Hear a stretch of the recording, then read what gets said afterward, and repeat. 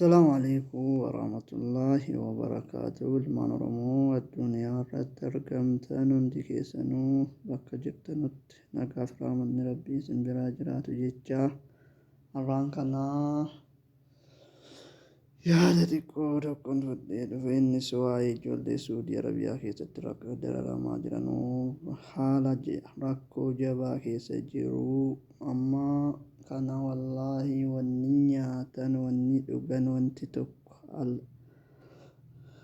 hatta uummata hedduuti guyyaa irraallee dhukkubfatanii mana yaalaa dhabanii bakkeetti dhumaa jiru. Guyyaa kana har'aan kana tokko naa bilbilee kun akkasii maaliif sagalee nurraa dhaabdanii maal taatanii nuti mana hidhaatti dararamaa jirra. Uummanni Oromoo warreen ala jirtan maaliif akka duraanitti nuuf iyyuu dadhabdanii torbee tokko nu iyyitanii torbee tokko feestaala uffattanii sana booda akka waan nuti biyya gallee akka waan nuti wanna tokko irra geenyee furmaata argannee maaliif ustanii jedhanii iyyuutti jiru.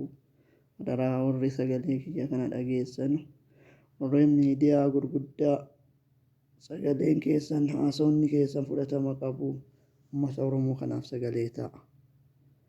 Baay'ee wallaahi rakkoo jabaa keessa jiru. Nuti ala jirraa maaliifuu nutti hin beekamu. Amma gaafa seennutti isaarraallee uummata qabaan ittuma akkuma itti fufetti jira. Nam tokko gadi bahee ala kana bahee ol deebi'uun hin jiru.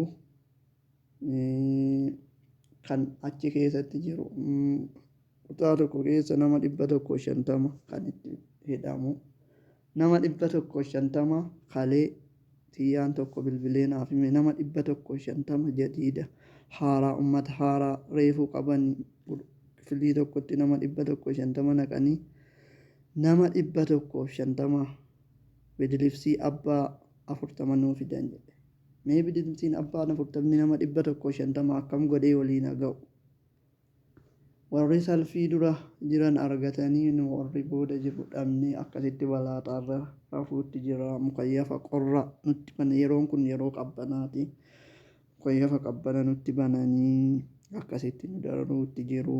Sagalee nu ta'a adaraa jedhanii iyyuutti jiru. Nuti maaliif yeroo nam tokko yeroo tokko in iyyinaa feesbuuka kanarraa in ursinaa in iyyinaa kalas guyyaa tokkitti yookiin guyyaa lama sana booda cilim akka waan uummanni biyya galee jiru akka waan namni biyya